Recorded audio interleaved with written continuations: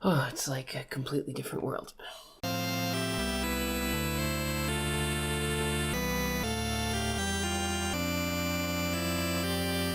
Have you ever seen the Michael Bay film, The Island? Basically, there's like a compound where everyone lives because the outside world is supposedly too contaminated or screwed up or something for anyone to live out there, except for this one specific pathogen-free island, to which, once a week, someone is chosen by lottery to depart the compound and go live on. People are sort of born and raised in this complex, and then they eventually will go to the island. Statistically, you'll have to get chosen at some point. Or so they're told. Once you go to the island, obviously you're gone forever. What about that really famous genre-defining film, The Matrix? In this one, the real world has been taken over by machines who birth humans to use as fuel cells and keep them in these sort of like special energy-extracting pods that simulate a reality that will keep them from knowing about what's actually happening in the real world. If you've ever played Skyrim, then you might remember the Castle Volkiar, whichever one it is, where there are vampires who mesmerize and then farm humans for their blood. And since they're mesmerized, the humans are basically completely unaware of their situation, and they're just there. The entire season 7 of Supernatural uses this as its plot hook. The Leviathans make a food additive that makes humans like complacent and fat, so that they can be used for food without realizing what's actually happening to them. This trope, the human farm, as it's commonly called, shows up in tons and tons and tons and tons of different media, ranging from literature to movies to cartoons to comics, and exists almost exclusively as a call to question the morality of using people as a resource. The idea of using clones to do it, as was the case in The Island and a bunch of the other stuff, is also pretty common, and this happens to be the case in Never Let Me Go. Now, to be fair, before we get into the actual analysis of the story, I want to make it clear that I did somewhat like the book, and I thought that it did what it set out to do reasonably well. It is definitely a very well-defined exploration of the subgenre of clones used as organ farms, and I thought that it was clever. That said, I'm about to start laying down a bunch of stuff that I didn't like about it, and I am not sorry for any of this. So if you are not interested in that, sorry. Basically, the book's got 2 plots that run concurrently through it. The second of the 2 plots is this progressive realization that the future that lies ahead of the students of the boarding school is not what they thought. The first is the daily lives of the students in their somewhat unique school, the place they go after they graduate, and then the individual job of the narrator, which is the overarching framework that the book uses to present itself. Now, I have watched all of Azumanga Daioh, Sketchbook Full Colors, and Hidamari Sketch. I am a clear fan of the slice-of-life school genre, where the aim of the series is to show like cute people in common situations doing funny cute things. This works in a visual medium like cartoons and comics, because it can get the point across quickly without any sort of big hullabaloo about the situations that it has to set up. But where this genre does fall flat is in the written word, because it takes a lot of effort to set up a normal scene with normal people and have normal stuff happen, but that isn't really super engaging to spend brain power reading pages to get your head around. So when I say that truly this book is basically a slice-of-life anime for the majority of its length, I don't necessarily mean it in a good way. The problem with slice of life from a storytelling standpoint is that it literally doesn't matter in the long term. The genre is inherently built on the lowest possible stakes. Slice of life is the cup of hot cocoa that you'd sip by the fire sitting in like an overstuffed armchair after a hard day at work or something. It's not meant to be super engaging, it's meant to be comfortable and cute and funny and comforting. You don't open up a slice of life anime and be like, alright, gonna watch some drama. That's not what you do. So what actually happens in the slice of life plot in Never Let Me Go literally does not matter at all. It could be replaced with basically any of a million billion different everyday occurrences that might happen to someone who is in a boarding school or a communal house or something. But unfortunately, That's why it's brilliant. The whole point of the book from page 1 is to show how human these characters are, how not dissimilar to the normal people of the world they are. And the reason that Hailsham Academy exists is to tease art, to tease feelings and emotions and soul from the students in an attempt to prove that they have a soul in the first place, to prove to society as a whole that the people who are grown specifically to be organ banks do indeed possess themselves of everything that a normal, non-cloned version of a human does. And this is why Hailsham and its two sister locations are so special.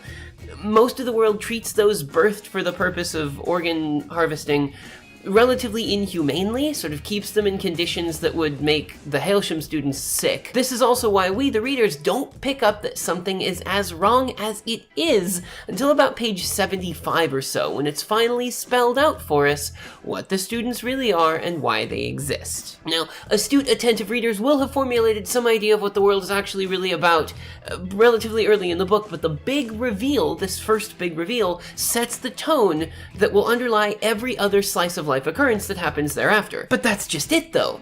Very rarely does the daily life matters of a student actually impact the story and count as something that's indispensable. Most of it doesn't matter. Like, most of what goes on in the A-plot is stuff that establishes the narrator and her wheels and woes as a student, who she's cool with, what sort of gossip she listens to, the kind of challenges she faces in her school and social life, all the basic, like, cliques of friends type business, right? And when there is something that is plot relevant, the tone seems to shift marginally, veering into the territory of just strange enough for the readers to catch on, but not fully identify what it is. It's sort of like a subsonic sound wave that they add to the soundtrack of a movie or something, where you're listening to it and you're like, this is normal music, why do I feel freaked out? And it's because they've set this frequency that's below what the human ear can hear, but you still perceive it, and it gives you anxiety. A very good visual example of this being put to use,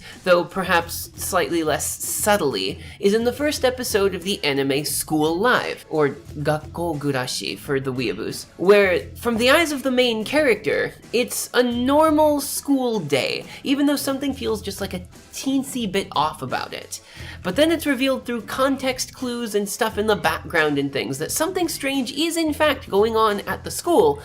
Stuff that you could miss if you weren't paying attention. But then, when the actual plot is revealed later on in the episode, it's this genre whiplash that kicks the butt of anyone that's watching, because up until that point it's been set up to just be like another quirky slice of life show with a wacky additional modifier on top of the normal world, like Lucky Star or Nichijou. So, when I say that the slice of life plot is irrelevant, what I really mean is that what happens in the plot is irrelevant, but that the plot exists is integral to the story, because without it, the point of the book as a whole dissolves. As for the B plot, it centers around the fact that the narrator and her little crew of petty school children are part of one of the few situations for clones that treats them with a modicum of humanity and respect and dignity, which is necessary for the plot because it makes the audience think that we're actually, like, in something like the real world that we, the audience, live in, right? And the boarding school is nice.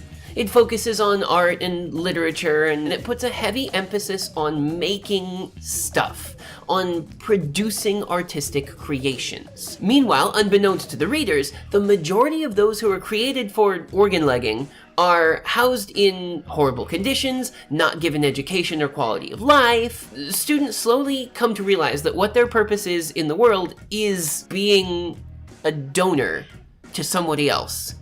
And then it very vaguely becomes a sort of like last-ditch race to try to find a way, not necessarily to escape their fate, but to just put it off for a short time. A race which of course is tragically lost when they're told that there's no way to deter their fates till later. So in the end, the narrator and her lover/patient, which is also weird, find out that their lives were basically already much better than the world in general thought that they deserved in the first place, and that them asking for some kind of extra preferential treatment was literally impossible to grant because they had already been granted much more than most of their kind would get. That courtesy can be extended no further. They were put in the places to make art and write and paint and all that to prove that they too, even though they are clones, have souls just like the people from whom they were cloned. Now, there is a close crossover between slice of life properties and what's called literary fiction. And this book basically has like 1 foot in the slice of life pool and then completely submerged the rest of its body in literary fiction. It's this whole sort of like vague genre wherein the author writes about normal people struggling against normal things in the normal world. And if it were not for the fact that the main character is a clone, then every trope that applies to basically every lit-fit book would apply to Never Let Me Go as well. Like, number 1, it's a volume of about 50,000 words where nothing happens. Number 2, it is very rarely a story that is actually resolved in a meaningful way, because in real life, stories don't have clear-cut endings. And, literary fiction has to be accurate to real life. Number 3, most of the time people don't end up actually caring what happens to the characters because the lack of an ending pulls that away from you. Number 4, because it's patently not fantasy or other genre fiction, it has the tendency to appeal to the gatekeeping assholes of what good literature is. The funless, sour bastards who hate everything interesting. The ones that insist that the only good books are those that are about real people in real situations in real life. Now, I need to make it clear how much I hate gatekeepers in any aspect, in any fandom, in any experience, but I also tend to hate literary fiction because it lacks anything that interests me specifically. And this might also be the case for most of the students in schools who have to read garbage like The Bridge to Terabithia, To Kill a Mockingbird, The Great Gatsby. Those same gatekeepers tend also to be the ones creating the reading lists for high school lit classes, and it turns off a lot of kids from liking reading because they are forced to read and then overanalyze stuff that they have no interest in reading. But I digress. What Never Let Me Go has going for it is that it's like 1 step removed from normal mainstream literary fiction, right? Some have actually said that it's a horror story that doesn't actually know it's a horror story until like the very end. And I don't necessarily fully disagree with that. I think it's something like a diluted, watered down M. Night Shyamalan twist of a story rather than a full-on horror. It manifests thus. It becomes clear from the beginning all the clones know that their purpose is to perform donations, that they are in fact clones, and that they are mostly resigned to the fate that's given to them. Nobody in the story ever outright rebels against the system that makes them into the walking organ banks that they are. It's just a part of the world that they live in, and they just accept it. It's sort of reminiscent of Shirley Jackson's story, The Lottery, where everyone in this place grows up watching a human sacrifice happen every year, and because that's just a part of normal life, it's just a thing that they do, it's not seen as being abjectly horrifying like it had ought to be. I am, however, now going to talk about plot holes. The first of which is really, why doesn't anyone do something to try to dismantle this system? Like, we had a teensy glimmer of it when Ruth thought about it, but that was it, right? Like, the best we have is when the main couple tries to get their fates, like, deferred by a few years. But even then, their major endeavor is not to escape this system or to dismantle it, but to put it off temporarily. Like, nobody even thinks about it at all. If the point of the story was to tell that clones are also people who have souls, then why not have them really show it? And if there are in fact clones in this world who have tried to rebel and escape, then why isn't this story about them? Everyone gets this piece of writing advice when they start writing fiction, and it's tell the story from the most interesting parts. What we got in this one is not interesting. Like, we get a girl has some angst about things, and then that's the end of the story. Like, that's the end of the whole story. The fact that there is an overarching framework above it does not change the fact that the plot of the story is boring. So why not tell the story of someone who's interesting? Why not tell the story of somebody who actually does something for the betterment of those people, right? I don't know. Okay, but here's the next one, right? Like, it's obvious that the clones are being used to harvest major organs, and it is clearly stated that most of them die, or complete, I guess, on or after their 4th donation. But also that once the body dies, they still continue to harvest the other usable parts in it. And I know that the book is supposed to be an exploration of the ability for society to tolerate and promote horrible practices towards select groups of minorities, but like, it would be so much easier and not cost nearly as much money, because of course that's what the world still runs on, to not make the clones sentient. Especially because they make a big deal out of the fact that the clones are treated subhumanly, and also that they continue to take organs from the body even after death. Wouldn't it just be easier to just clone the body and not need a sentient brain? Like, not put a personality in it? Not give it intelligence? Like, instead of having to feed these children and raise them and clothe them and then put them into a world where they also have to have lodging and food, things to keep them alive and the like, why not use a system, something like the Matrix had, and just have like a big complex where non-sentient bodies are grown and kept chemically healthy? Like, there's a huge amount of liability involved with having clones out in the real world. There's car accidents and surprise injuries and the possibility of being exposed to secondhand smoke, viral infection, the list goes on and on and on. Why would a society that prizes their clones for the ability to harvest healthy organs place those repositories in any kind of danger? Like, why not just make sure that they don't even need those freedoms in the first place? Why not just eliminate any of the possibility that your stuff goes into danger? I mean, this would completely alleviate the entire central point of the tension in the whole book, because the main conflict, the only conflict, is that society chooses to turn a blind eye on the treatment of clones despite their proven personhood and humanity. But a non-sentient being, that is to say something that is only technically alive, doesn't have brain, personality, capability for thought, can't even really be pitied. Like, even if there's an ethical argument against growing clone body stuff and not putting brains in it somewhere, they're literally not people, as opposed to figuratively not people.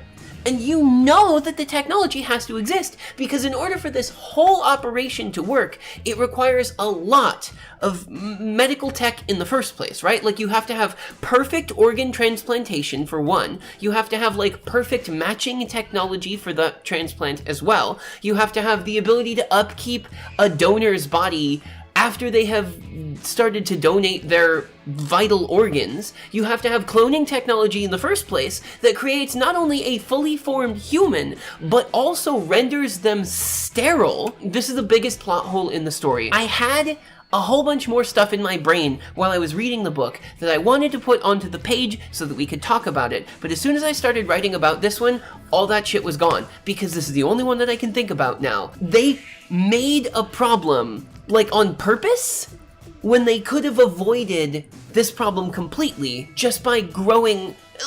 You don't even need to make, like, full bodies. Just clone the individual organs. I'm sure it does not take as long to clone a whole ass person and then wait for the 30 or 40 years before they're finally done with their organ transplants or whatever, than it does to just, like, use the DNA that you have obviously already extracted from a person to grow a liver or a heart or whatever with the cloning process that you obviously already have.